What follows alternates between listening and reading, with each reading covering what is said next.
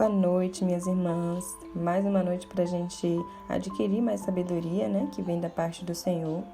E hoje vai ser Provérbios 8, hoje dia 8 de junho, que diz assim a partir do versículo 1. Por acaso não clama a sabedoria? E o entendimento não faz ouvir a sua voz?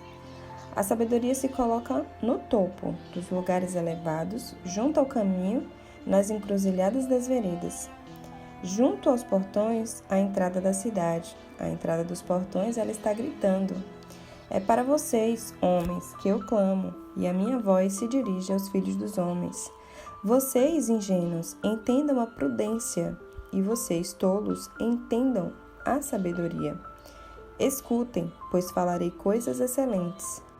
Os meus lábios dirão o que é reto, porque a minha boca proclamará a verdade. Os meus lábios detestam a maldade. Todas as palavras da minha boca são justas. Não há nelas coisa torta nem perversa. Todas são retas para os que têm compreensão e justa para os que acham o conhecimento. Aceitem o meu ensino em vez da prata e o conhecimento em lugar do ouro escolhido, porque a sabedoria é melhor do que as joias, e tudo o que se possa desejar não se compara com ela. Eu, a sabedoria, moro com a prudência, e disponho de conhecimento e de conselhos. O temor do Senhor consiste em odiar o mal. Eu odeio a soberba, a arrogância, o mau caminho e a boca que fala coisas perversas. Meu é o conselho e a verdadeira sabedoria. Eu sou o entendimento, minha é a fortaleza. Por meio de mim, os reis governam, e os príncipes decretam justiça. Por meio de mim, governam os príncipes, os nobres da terra e todos os juízes da terra. Eu amo os que me amam, os que me procuram me encontram. Riquezas e honra estão comigo, bens duráveis e justiça. O meu fruto é melhor do que o ouro refinado, e o meu rendimento é maior do que a prata escolhida. Ando pelo caminho da justiça e sigo as veredas do juízo, para dotar de bens os que me amam e encher os seus tesouros. O Senhor me possuía no início da sua obra, antes das suas obras mais antigas. Fui estabelecida desde a eternidade, desde o princípio, antes do começo da terra. Nasci antes de haver abismos, quando ainda não havia fontes carregadas de água. Antes que os montes fossem firmados, antes de haver colina, eu nasci. Deus ainda não tinha feito a terra, nem os seus campos, nem sequer o princípio do pó do mundo. Eu estava lá quando ele preparava os céus, quando traçava o horizonte sobre a face do abismo. Estava lá quando ele firmava as nuvens de cima, quando estabelecia as fontes do abismo. Quando fixava ao mar os seus limites, para que as águas não transgredissem a sua ordem. Quando ele compunha os fundamentos da terra, eu estava lá com ele e era o seu arquiteto. Dia após dia, eu era sua alegria, divertindo-me em todo o tempo. Na sua presença, divertindo-me no seu mundo habitável e achando alegria junto aos filhos dos homens. Agora, meus filhos, escutem o que eu digo, porque felizes são os que guardam os meus caminhos. Ouçam o ensino, sejam sábios e não o rejeitem. Feliz é aquele que me ouve, vigiando dia após dia diante das minhas portas, esperando na entrada da minha casa. Pois quem me encontra a vida e alcança a favor do Senhor. Mas quem peca contra mim, violenta a própria alma. Todos os que me odeiam amam a morte. Minhas irmãs, e eu confesso para vocês que lá atrás, a primeira vez que eu li, esse capítulo 8 de Provérbios, eu fiquei, nossa, a sabedoria está falando aqui, O Salomão, ele descreve aqui a sabedoria como se fosse uma pessoa. Como assim a sabedoria é uma pessoa? E depois, o Senhor vai nos dando revelação da palavra, intimidade. E realmente ele é uma pessoa. E é Jesus, Alguns versículos aqui deixam isso muito claro, porque são repetições de coisas que a Bíblia inteira fala, como ele é o caminho, né? O 8 mesmo diz assim: todas as palavras da minha boca são justas, não há nelas coisa torta nem perversa. Lá em 1 Pedro 2,22 diz isso, né? Que Jesus não cometeu pecado, nem na sua boca se achou engano. Aceitem o meu ensino. Aí ele bota, né? Porque a sabedoria é melhor do que joias. Aí ele bota: eu, a sabedoria, moro com a prudência. E é muito bom lembrar o significado de prudência.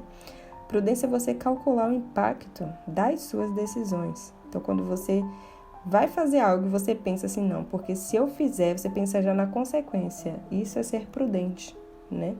Então, a sabedoria mora com a prudência, né?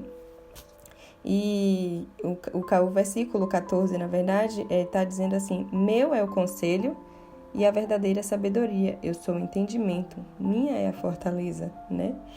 Então, assim, o Senhor, ele é a nossa sabedoria, dele vem a sabedoria verdadeira. Se a gente for lá em Gênesis, a gente vai entender bem aqui a partir do versículo 23, que diz que fui estabelecida desde a eternidade, né? Nasci antes de haver os abismos, porque Jesus estava lá com Deus na criação do mundo, né? Ele é o verbo de Deus, ele é a palavra, né?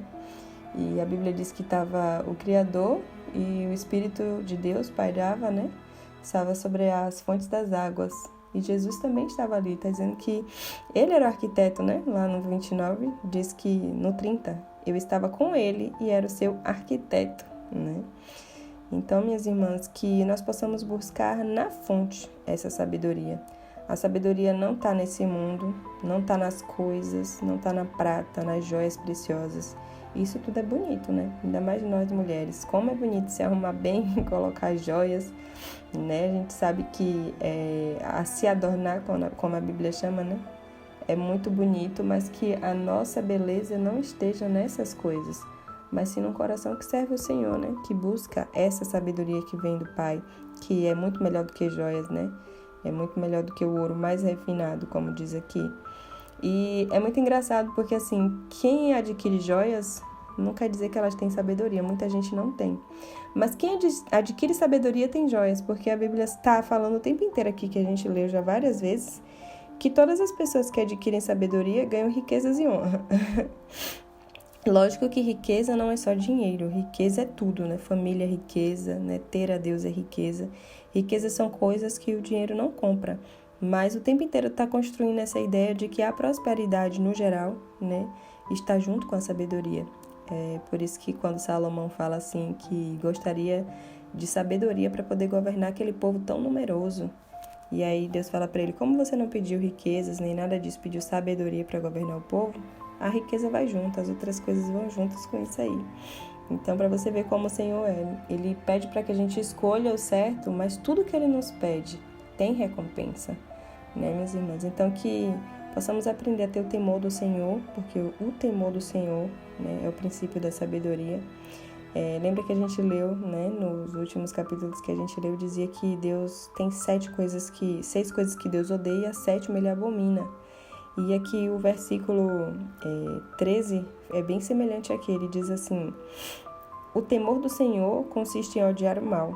Eu odeio a soberba, a arrogância, o mau caminho e a boca que fala coisas perversas.